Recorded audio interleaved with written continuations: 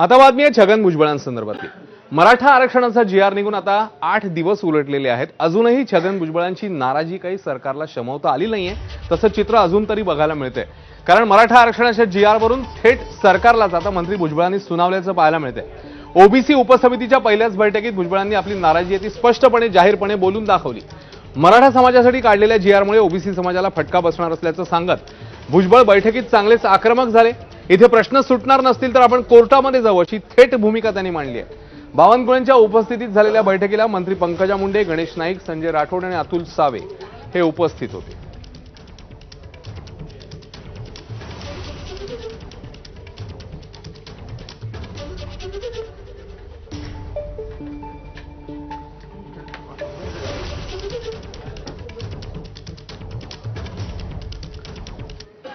दरम्यान बैठकीमध्ये नेमकं काय घडलं त्या अनुषंगाने आपण बोलणारच आहोत, पण तत्पूर्वी छगन भुजबळ यांच्या संदर्भात मी शिशुपालकडून आणखी जाणून घेणार। शिशुपाल, सातत्याने आग्रही भूमिका मांडत आले छगन भुजबळ जेव्हापासून हा जी.आर. निघालाय, आणि आजची जी बैठक झाली पहिल्याच बैठकीत थेट सरकारलाच आव्हान।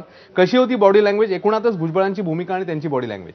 अश्विन, छगन भुजबळ कुठल्याही मंचावर असले की चर्चा त्यांच्या बॉडी लँग्वेजची होणं अपेक्षित होतंच, आणि आता जेव्हा ते नाराज आहेत तेव्हा तर अति जास्त होईल। आता हा जो व्हिडिओ आपण टीव्हीवर आपल्याकडे दाखवतोय सगळं दुपारपासून प्रेक्षकाला, त्यामध्ये असं आहे की बावनकुळेच्या समितीचे अध्यक्ष आहेत, त्यांच्या बाजूला छगन भुजबळ बसलेले आहेत, बाकी कोणीही बोलत नाहीये, ते एकटेच आपला मुद्दा मांडतात। आणि मांडत असताना त्यांचे पूर्ण हावभाव जे आहेत, त्यांचे हातवारे जे आहेत, हे इतके ऍक्टिव्ह आहेत आणि इतकं ते त्याच्यावर जोर देत आहेत त्यांच्या ऍक्शनवर।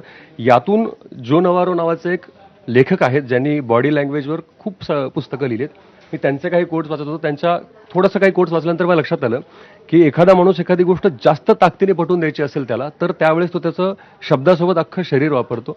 आणि बैठकीमध्ये आपला मुद्दा पटला नाही तर त्या बैठकीत कसं बसायला किंवा कसं बसल्यावर आपल्याला असं समजू शकतो, तर जेव्हा तो त्या बैठकीत जेव्हा असा मागे रेटून बसतो, जे भुजबळ या आपल्याला व्हिडिओ दिसत आहेत, तेव्हा तो कन्व्हिन्स नाही असं वाटतं। आणि बाकी बैठकीतले जर आपण बघितले तर सगळेजण थोडेसे असे पुढे बसले, समोर सरकून बसलेले आहेत। फक्त भुजबळ एकटे जे आहेत ते असे मागे रेटून बसलेत। म्हणजे याचे दोन अर्थ निघू शकतात त्या जो नवारो यांच्या थेअरीनुसार।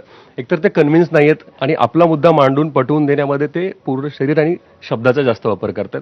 हेच आपल्याला एकूण या व्हिडिओतनं आपण अनालिसिस करू शकतो। खरं म्हणजे नाराजी स्पष्ट होतीये बॉडी लँग्वेज मधनं पण, हावभावातनं पण आणि बोलण्यातनं। करेक्ट। बघूया आता येणाऱ्या काळामध्ये काय नेमकं भुजबळांची भूमिका असेल। धन्यवाद शिशुपाल या सगळ्या माहितीबद्दल। तर एकीकडे ही भुजबळांची भूमिका, त्यांची ही नाराजी, आता बघूया सरकार नेमकी कशी त्यांची नाराजी दूर करणार आहे। मात्र या